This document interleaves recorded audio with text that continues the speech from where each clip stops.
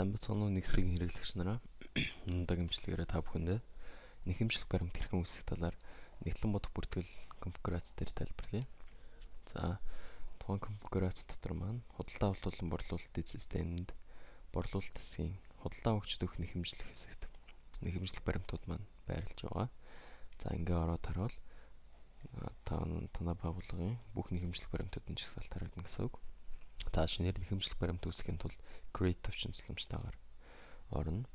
За энд ямар талбарууд бүгдэгддэг вэ гэхээр дугаар хэсэг маань бол программаас дахин давтагдчихгүйгээр анханасаа нэг дугаараас эхлээд бүглэгдөө явдаг гэсэн үг.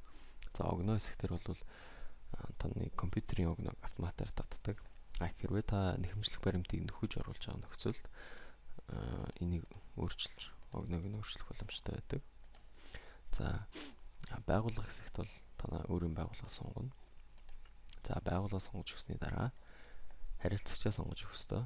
Ямар харилцагч нэхэмжлэх баримтаа явуулах вэ гэдэг. За харилцагчийг та жагсаалтнаас сонгож өгч болдог. Эсвэл та тухайн харилцагчийн нэрийг талбар дээр шивж өгөхөд автоматар харилцагч мөн гарч ирнэ. За харилцагчаа сонгосны дараа тухайн харилцагчтай анх үүсгэсэн гэрээ байгавал тухайн гэрээн сонгогдож өгнө. Тэгээд тухайн гэрээнд заасан үнийн төрөл нь ямар вэ? Тэр үнийн төрөл нь заагдаж өгдөг байгаа. Хэрвээ та тухайн гэрээний үндсэн дээр бишээ өөр гэрээ дахиад шинэ гэрээний үндсэн дээр тухайн нэхэмжлэх баримтыг явуулж байна гэж үзвэл шинэ гэрээгээс энэ төвчлэн тусламжтайгаар шинээр гэрээ үүсгэж болдог. За ингэснээр шинэ гэрээ үүсгэх цонх маань гарч ирдэг. Гэрээний төрөл маань худалдаа авагчтай байх ёстой. Яг л бид нэхэмжлэх баримт явуулж байгаа. Өөрөөр хэлбэл тухайн One Force-ийн харилцагч маань биднээс худалдаа авалт хийж байгаа гэсэн үг. За ингэж шинэ гэрээ үүсгэж бүгэлсэний дараа агуулгаа сонгож өгнө. Аль агуулгаас борлуулалт хийх вэ? За газар нэгжээ сонгож өгнө. За үйлдвэрээс ингэ сонгоод өгчээ. За төлбөрийн хугацаа талбар дээр та тухайн нэхэмжлэх баримтын дагуу хэдэн хоногийн дотор төлбөрийг хийж гүйцэтгэх ёстой гэдгийг сонгож өгнө. За 2 хоногийн дараа 24 гэхэд төлбөрийг хийх ёстой гэдгийг харж өгье. За хүргэлтийн хаяг хэсэг дээр ямар хаягаар хүргэлт хийх вэ? Хүргэлт хийх бол тэрийг хаягаа зааж өгнө. За ингэсний дараа төлбөрийн аль биесны өгдөл хэсэгт хүлээн авагч нь мэдээж манай байгууллага байж таарна. За тэгээд гол нь яг аль дансандаа нэхэмжлэх баримтын дагуу төлбөрөө авах банкны данс гэсэн энэ талбар дээр зааж өгнө. Энэ бол манай байгууллагын өөрсдийнх нь данснууд гэсэн үг. За дээр талбаруудыг бүгж дуусны дараа бараагаа сонгож өгөх ёстой байгаа. Ямар бараа бүтээгдэхүүнийг борлуулах гэж байгаа вэ гэдэг. За барааг хоёр янзаар нэмж болно. Нэг нь айд төвшин тусламжтайгаар. За энэ замын ашлаг гэсэн барааг тухайн бөөний үн гэсэн үнийн төрөл төр үнийг нь зааж өгсөн байгаа учраас жишээ болгож харъя. За ингээд сонгоход үн нь 20,000 шууд автоматар бүглэгдэж байгаа та бүхэн харж байгаа. За эндээс 10 ширхэг борлуулъя. За ингээд нөтүүд маань 200,000, нөтийн хувь 10%, нөт 18,000 гэж бодогдсон байна. Нийт түн 200,000. За айд гэсэн товчийг дараа сонгохоос гадна та сонгох гэсэн товшин тусламжтайгаар бараа бүтээгдэхүүнээ сонгож болно. За энэ юугаараа давуу талтай байдаг юм бэ гэхээр та энэ товшин тусламжтайгаар сонгосноор тухайн агуулга дахь үлдэгдэлтэй бараагаа хянах боломжтой байдаг. Зөвхөн үлдэгдэлтэй гэсэн товчийг дарж өгснөөр тухайн танай компани бүтээгдэхүүний агуулгах гэсэн агуулгад зөвхөн үлдэгдэлтэй байгаа бараанууд харагддаг байгаа. За үнийн төрлөө бөөнийг зааж өгсөн учраас бөөний үнийн төрөл маань энэ дээр харагдана гэсэн үг. За та зөвхөн жагсаалтаар харж сонгохоос гадна хайлт гэсэн цонхонд тухайн бараа бүтээгдэхүүнийхээ нэрийг нь бичиж хайх боломжтой байдаг.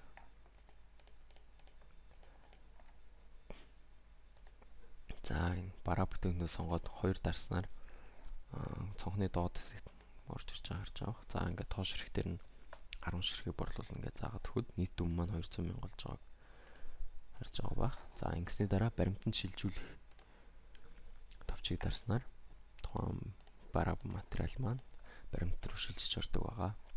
За бараа материалтай мөн адилханаар үйлчлэгийг бас үзүүлж байгаа нөхцөл үйлчлэгээ нь нэмэгдэнэ. За үйлчлэгээний нэг ялгаатай тал нь юу вэ гэхээр үйлчлэгээ маань үлдэгдэл гэж байхгүй байгаа. Ямар үйлчлэгээ үзүүлсэн тэр үйлчлэгээ сонгоод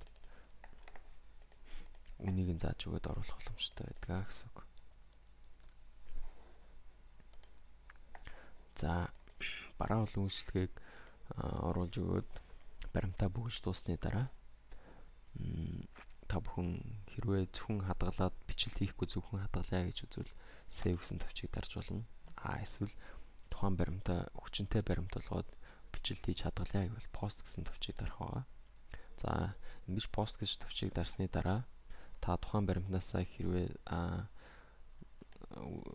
цаашлуулад тухайн нэхэмжлэх баримтын дагуу тухайн харилцагчаас орлого орж ирсэн бол харилцах дансаар орлого орж ирсэн бол харилцагын орлого гэсэн баримтыг үүсгэх боломжтой байдаг.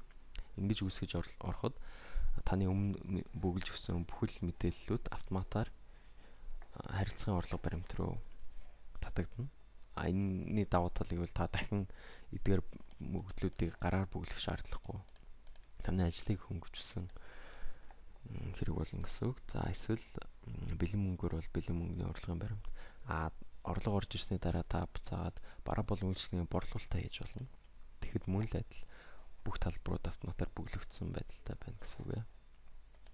За үүний дараа та тухайн нэхэмжлэх баримтаа хэвлэж цаас хэлбэрээр харахыг хүсвэл нэхэмжлэх баримтын принтерийн зурагтай товчийг дарах ёстой. За ингэж дарснаар тухайн нэхэмжлэх баримт маань ямар байдалтай хэвлэгдэх вэ? Тухайн загвараараа танд харагдана гэсэн үг. За та энэ хэвлэх гэсэн төвшин тусламжтайгаар хэрвээ принтертэй болчихсон байвал шууд хэвлээд авч болно. Эсвэл хянан засварлах боломжтой. Эсвэл зүгээр компьютер руу хадгалах боломжтой байдаг. За анхаарал тавьсан явдал баярлалаа.